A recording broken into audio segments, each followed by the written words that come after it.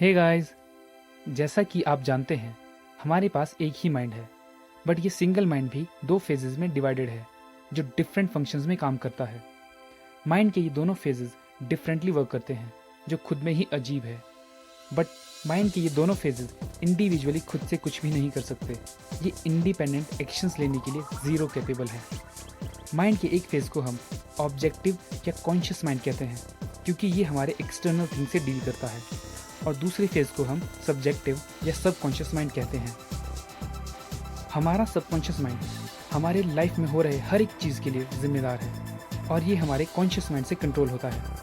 हमारा objective mind objective world's का ध्यान रखता है। जब भी हम हमारे 5 सेंसेस के थ्रू ऑब्जेक्टिव एनवायरनमेंट के कांटेक्ट में आते हैं तो हमारा ऑब्जेक्टिव माइंड हमें हमारे एनवायरनमेंट के बारे में नॉलेज देने लगता है, जो ऑब्जर्वेशन, एक्सपीरियंस और एजुकेशन से सीखता है। हमारे ऑब्जेक्टिव माइंड का मेन वर्क ही रीजनिंग है। जी हाँ, ये हर काम के पीछे का रीज़न फाइंड आउट करने में लगा रहता है। आप शिमला के बारे में सोचिए। आप बोलेंगे शिमला बहुत खूबसूरत प्लेस है। ये इस वजह से है क्योंकि आपको शिमला से रिलेटेड बहुत अच्छे एक्सपीरियंस मिले हैं। आपने वहाँ पे अच्छे अच्छे हिल्स देखे होंगे, ब्यूटीफुल गार्डन्स और ग्रीनरी देखी होगी। बिल्कुल ऐसी ऑब्जेक्टिव चीज़ों को ऑब्जर्व करने के बाद ही हमारे माइंड में इंफॉर्मेशन फीड हुई होती है। सिंपल वे में बोला जाए तो जो भी चीज़ें जिसे हम फील कर सकते हैं, देख सकते हैं, छू सकते हैं, हमारा ऑब्जेक्टिव माइंड उन सभी चीज़ों से ही डील करता है। दूसरी तरफ हमारा सबकॉन्शियस माइंड हमारे ऑब्जेक्टिव एनवायरनमेंट और 5 फिजिकल सेंसेस से इंडिपेंडेंटली काम करता है। हमारा सबकॉन्शियस माइंड हमारा इंटेलिजेंस है। जब हमारा कॉन्शियस माइंड सो जाता है या नींद में होता है तब सबकॉन्शियस माइंड ज़्यादा अलर्ट होकर काम करता है। जब हम सो जाते हैं तब भी हमारा सबकॉन्शियस माइंड काम कर रहा होता है। सबकॉन्शियस माइंड बिना आंखों के देख सकता है। इसमें किसी भी चीज़ के जड़ तक पहुंचने की और डीप लिसनिंग की कैपेसिटी होती है। Don't trust me? तो फिर आप अपनी आइज़ को क्लोज कर लें और बाहर से आने वाली आवाज़ों को सुनें। आप देख सकते हैं कि बाहर से आई आवाज़ों की इमेजेस हमारे माइंड में क्लियरली देखी जा सकती हैं। सबकॉन्शियस माइंड के थ्रू छोटी छोटी डिटेल्स के साथ किसी दूसरे माइंड के थॉट्स को भी पढ़ा जा सकता है। ये एक सील्ड एनवेलप में लिखी बातों को भी पढ़ सकता है, और वो भी बिना कम्युनिकेट किए।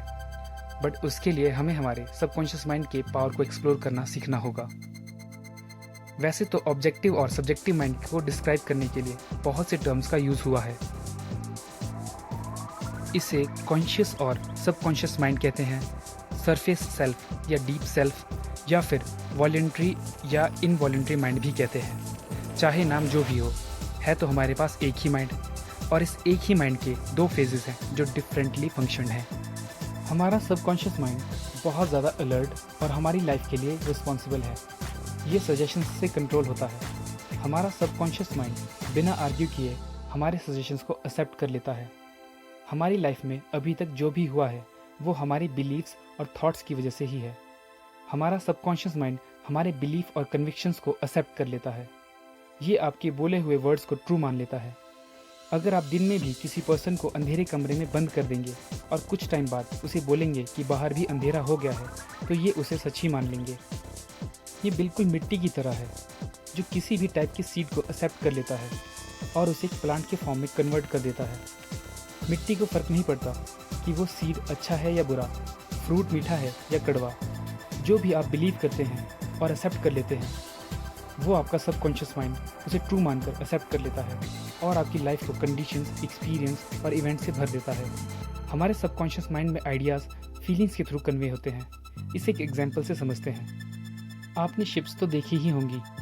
शिप के ब्रिज पर एक पर्सन खड़ा रहता है जिसे कैप्टन कहते हैं। शिप को ले जाने के लिए कैप्टन ही ऑर्डर देते हैं। शिप में इंजन रूम होता है जहाँ पर शिप के बॉयलर्स और गैजेट्स को ऑपरेट करने के लिए ऑपरेटर्स होते हैं। ऑपरेटर्स को नहीं पता कि वो अभी कहाँ है और उन्हें किस डायरेक्शन में जाना है, बट वो बस ब्रिज से आ रहे कैप्टन के इंस्ट्रक्शंस को ही फॉलो कर रहे होते हैं। अगर ब्रिज से इंस्ट्रक्ट करने वाला कैप्टन ही फॉल्टी या रॉन्ग इंस्ट्रक्शंस दे तो शिप रॉक से टकरा जाएगा। इंजन रूम में ऑपरेटर्स ब्रिजमैन की इंस्ट्रक्शंस को बिना आर्ग्यू किए फॉलो कर रहे होते हैं।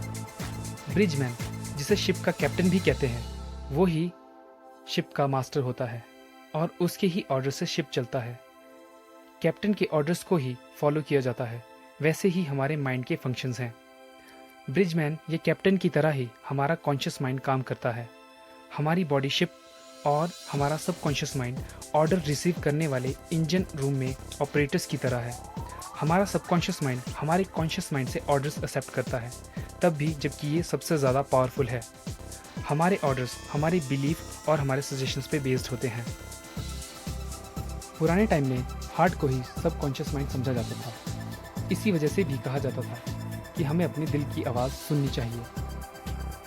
इजिप्शियंस को तो यही पता था कि हार्ट ही हमारा सबकॉन्शियस माइंड है, बट इसे ये नाम से नहीं बुलाते थे। कैलेडियंस और बेबीलियंस इसे डिफरेंट नाम से बुलाते थे।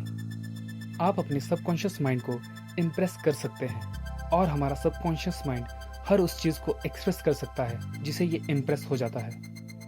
कोई भी आइडिया या थॉट जिसे हम ट्रूली फील और इमोशनलाइज करते हैं, उसे हमारा सबकॉन्शियस माइंड एक्सेप्ट कर लेता है।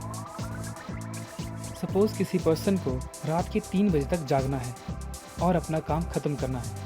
इसके लिए वो कॉफ़ी भी पीता है। तब वो जब कॉफ़ी पीता है तो उसके माइंड में एक थॉट क्रिएट होता है कि मुझे अभी 3 बजे तक जागना है। तब उसके ये थॉट्स सबकॉन्शियस माइंड ऑर्डर्स की तरह एक्सेप्ट करेगा कि बॉस अभी 3 बजे तक जागे रहना चाहता है और ये उसे पूरा भी करेगा। बिल्कुल ऐसे ही हम अपनी बॉडी के डैमेज्ड ऑर्गन्स को भी हील कर सकते हैं। आप अपनी बॉडी की हीलिंग चाहते हैं तो साइलेंट और रिलैक्स हो जाएं, डीप ब्रेथ्स लें और अपने माइंड में चल रहे नेगेटिव थॉट्स को बाहर करें और ये सोचें कि आपकी बॉडी का डैमेज्ड ऑर्गन हील हो रहा है। जब आप ये कर रहे हों तो आपके अंदर नाराज़गी और बिटरनेस बिल्कुल भी ना हो। आप दिल से सबको माफ़ कर चुके हों। आप इस हीलिंग प्रोसेस को दिन में 3 से 4 बार रिपीट कर सकते हैं।